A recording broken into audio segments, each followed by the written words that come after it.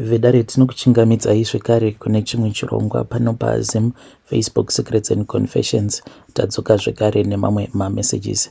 Regedzai tibva tapinda mumamessages edu atadzoka takakubatirai. Message yedu yekutanga yakamira sekudai so. Hanzi makadi zvenyu mukoma. Ndinokumbirawo kuti munge muchindiposterawo nyaya yanguwo makavika chitupa changu. So izvo zvatakaita inini naamai vangu takazviita about 10 years ago. Even it has been 10 years right now, but ndinoti kana ndikatanga kufunga nezvake muvakidzani wedu uyo, moyo wangu unobva watanga kurwadza because hii zvatakaita mukoma ndo hunonzi huroyi, because uyu muvakidzani wedu so far iye arasikirwa nevana avo vanokwana kuita vaviri, uye zvekare patakazodzokera kun'anga takabva tazoudzwa kuti anokwanisa zvekare kurasikirwa nevana vake vose. Saka so far vaviri vacho avo vakafa, vose vakaita zvekukomita suicide. Right now I am 31 years old. Ndiri kugarawo muno muSouth Africa nemurume wangu. When it comes to my husband, it is a very long story, zvekuti kana ndikada kutanga kukuudzai kuti chii chakaitika kubva musi uyo waakandipfimba kuzonosvika ndichizotanga kudanana naye, even though ndichiziva kuti ainge aine mukadzi, kuzonosvika amai vangu vachizonondibatsiridza kuti ange achizova murume wangu.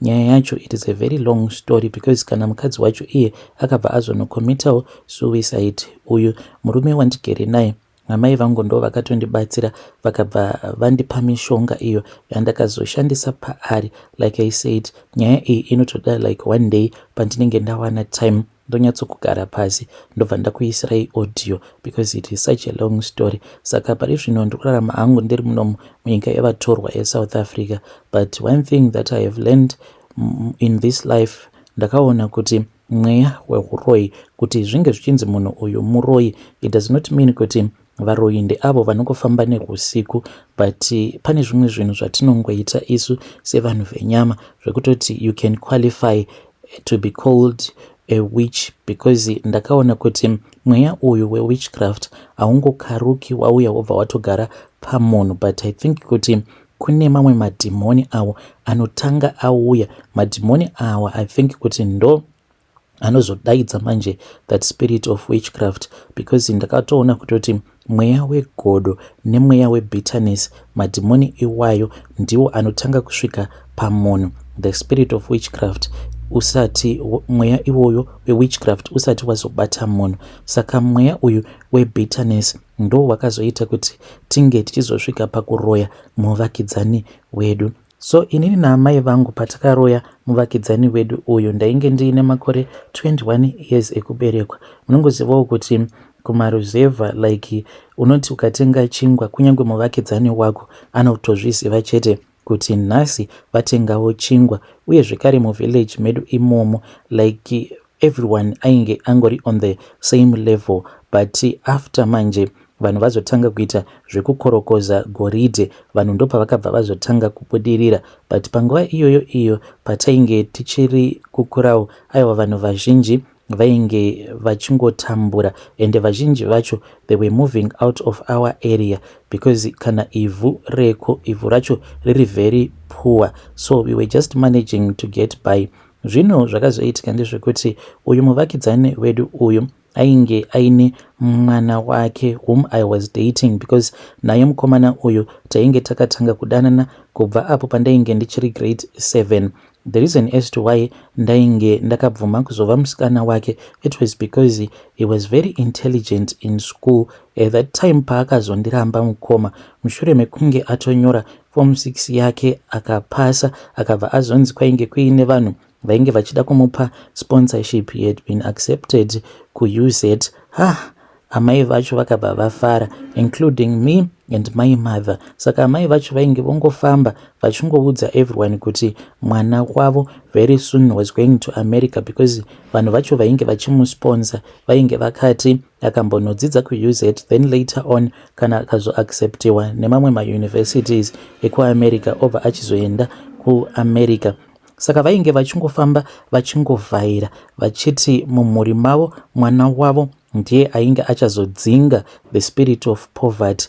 Panguva yacho iyoyo ndainge ndichitofarawo because vaiti kana vakasangana neni vobva vanditi makoti muroora wangu very soon murume wako ari kuenda kuAmerica. Pamba kwenguva ndakabva ndazotanga kuona kuti vainge vava kundivenga. Ndaiti kana ndikaenda pamba pavo ndichida kuona mukomana wangu mwana wavo vaibva vatsamwa vobva vatanga kupopota. Dzimwe nguva vaibva vatondiudza ndichitori kugate kuti hapo uchazouya time. Saka vakabva vazotanga kundinyeya vachiti mwana iyeyuyu zvamunomuona kudai kana pamba pangu haachambobvi pamba pangu. Saka vakabva vazoenda vakabva vazonondinyeya noumwe mukadzi vasingatozvizivi kutoti mukadzi uyu wavainge vachinyeya naye ainge atori best friend yaamai vangu. Saka mukadzi uyu akabva azoudza amai vangu zvose izvo zvaainge akaudzwa naye muvakidzani wedu uyu. So vainge vakaudzwa kuti hanzi mwana wavo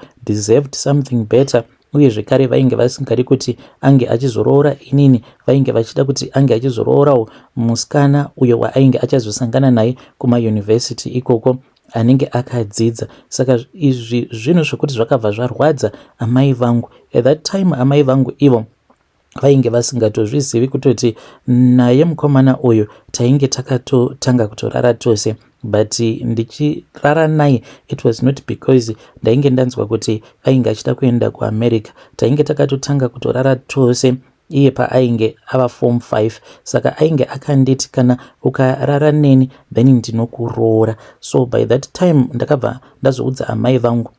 Amai vangu vakabva vati saka akatorara newe? Ndikabva ndati hongu amai. Vakabva vati kana kuri kunzi akarara newe zvinotoreva kutoti iwewe watova mukadzi wako, pano hazvichatoite kuti unge uchigara pano. Saka amai vakabva vazondidzinga pamba. So vakati vandidzinga pamba kudaro ndopandakabva ndazotizira. Musi uyo wandakatizira ndakatoona kutoti vainge vatondigamuchira vamwene vangu. But later on in the evening ndopandakabva ndazoona kuti vanhu ava vainge vaine zvimatare zvavo zvavainge vakagara uye vachidiscussa about me, because ndakati ndiri busy ndichiita mabasa epamusha, vainge vari busy vachiita matare avo. So ndakazoti ndava kutora huni ndichidziisa mukitchen because ndainge ndichitobika paya.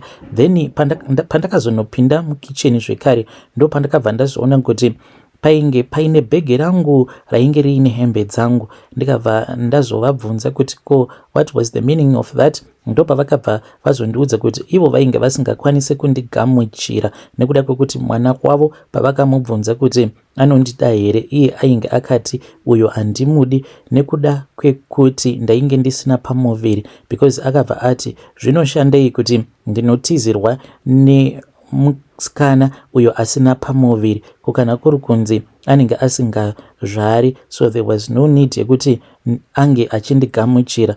Mwoyo wangu wakabva warwadza. Ndikatanga kufunga kuti makore ose awa munhu uyo achirara neni. So vakabva vazondiudza kuti ndaifanira kuti ndinge ndichidzokera kumba, but ndikabva ndaramba. Ndikabva ndati hazviiti, mwana wenyu uyu ndiye akandibvisa umhandara, mwana wenyu uyu ava nemakore achingorara neni, saka hazviiti kuti ndinge ndichidzokera kumba. Ndatova mukadzi wake. Vakabva vandidzinga mukitchen muya. Zvino vakati vandidzinga mukitchen ndokubva ndagara zvangu panze. Vanhu vakazobuda mukitchen umwe noumwe achienda kunorara, but ivo vamwene vangu vakabva vazorara mukitchen muya nemadzitete angu. So ndingangoti maybe it was somewhere kuma 11 p.m. ndainge ndava kutotsumwaira paya ndakangogara zvangu padoor. Saka ivo vakabva vazobuda vakabata chibhaketi chavainge vachishandisa sechemba chainge chitori neweti. Vakabva vaita sekunge vainge vasina kundiona ndokubva vatongondidira neweti iyaiya. Ndakarwadziwa mukoma, but still ndakashingirira usiku hwose ndakangogara paya ndichiti zvimwe kuda achachinja pfungwa dzake. But mungwana acho makuseni akabva atomukira makuseni zvikabva zvanzi ainge achienda kumba kwasekuru vacho. From there on ndikatonzwa zvitonzi atoenda kuHarare. Ndakarwadziwa ndikachema. Amai vangu pavakazvinzwa vakabva vati dzoka kumba mwana wangu, Mwari ndivo vanoziva. Ndakabva ndadzokera kumba, but I saw kuti amai vangu vainge vachirwadziwa. One night amai vangu vakabva vazondidana, vakabva vazondiudza kuti ivo vainge vaine imwe n'anga iyo yavainge vakamboshanyira vakataurirana nayo. N'anga iyoyo vakabva vazonditi n'anga iyi iyo yainge yakavaudza kuti ndaikwanisa kumurivenja mukomana wangu uyu. So takabva tazoenda tose kwekwe. Amai vangu vakabva vazoudzwa kuti vainge vachifanira kuti vange vachizotenga chidhori chinenge chakaita zvekuvezwa. Saka amai vangu vakabva vazotenga chidhori chiya.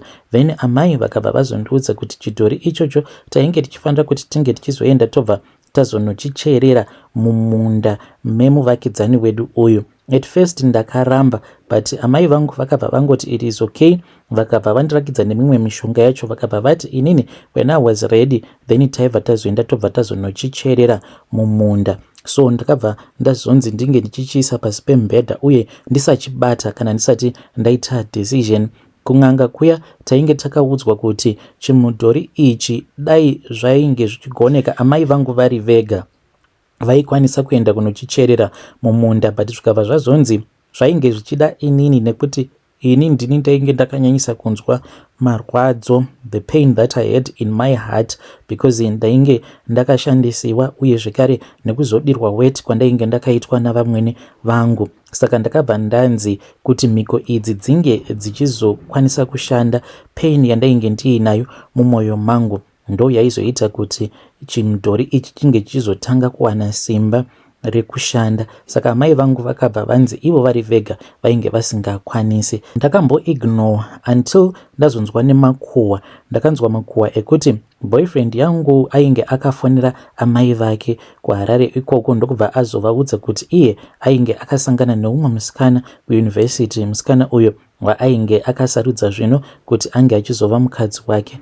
Ndakarwadziwa mukoma because ndaingoti mukufamba then vanhu vaibva vandibvunza kuti saka uchadii, ko zvatakanzwaka kuti mukomana wako kuHarare uko atova nemusikana wake uyo waava kudanana naye waakasangana naye kuuniversity. Apa hanzi musikana iyeye hanzi she is going to be a doctor very soon. Zvino imi muchazokwanisa here kuhwina nyaya iyi musina kana O level? Ndakabva ndazodzokera kumba ndokubva ndazoudza amai vangu. So naamai ndopatakabva tazoronga zano. Amai vakabva vati vanhu ava vari kufanira kuti vange vachidzidza chikoro chekuti hautori mwana wevanhu, kana watora mwana wevanhu wobva wazoita zvaunenge uchida naye.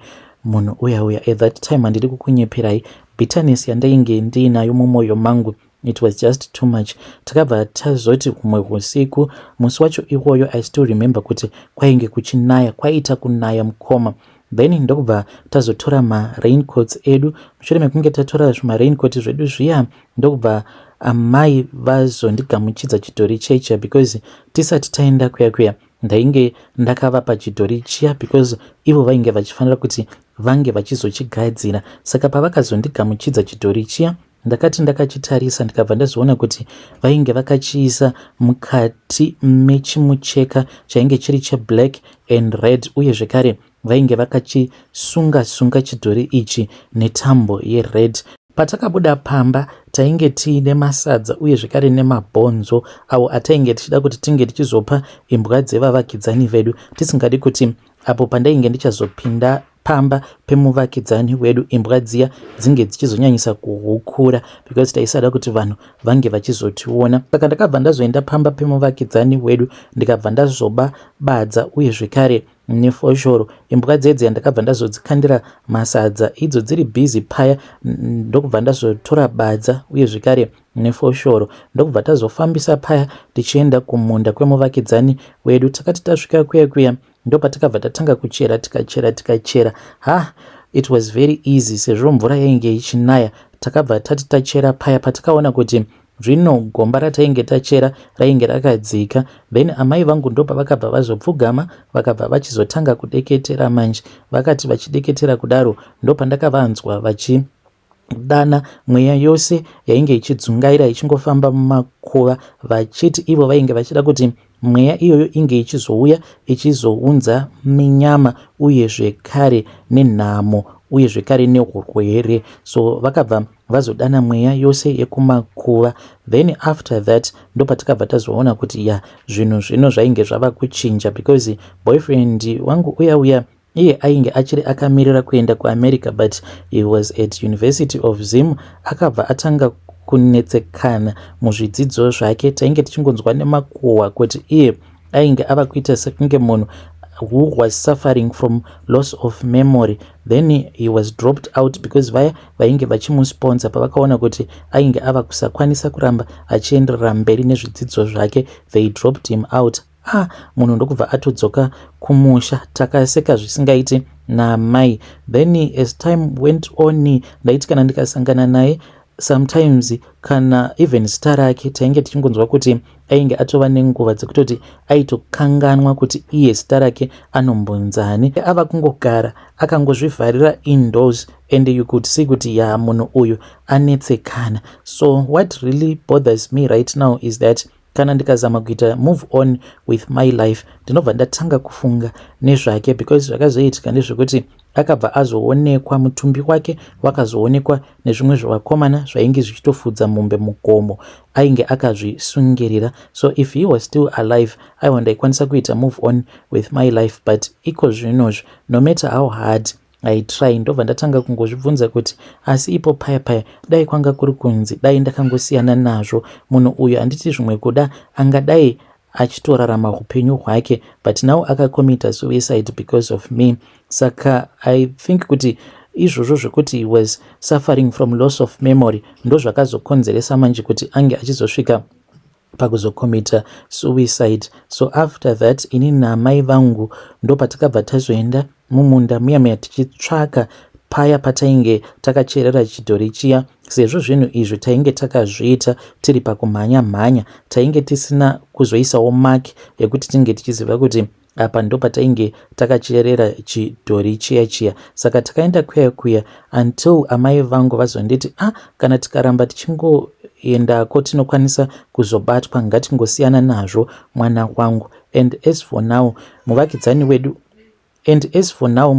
wedu uyu atori nevana vake vaviri, vose vana vake vaviri ava vakaita zvekuzvisungirira.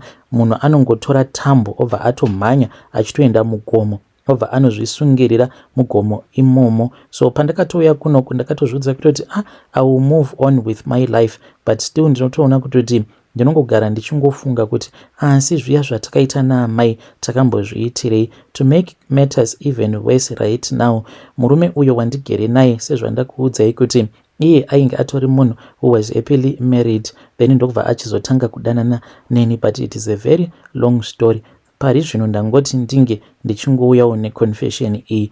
Hey, zvakangoma zvevedu way, please ngatizamei kuti tinge tichitaura navo vanzvadzi vedu ava mucomment section. Yeah, indeed strange things they do happen in this world. Yo.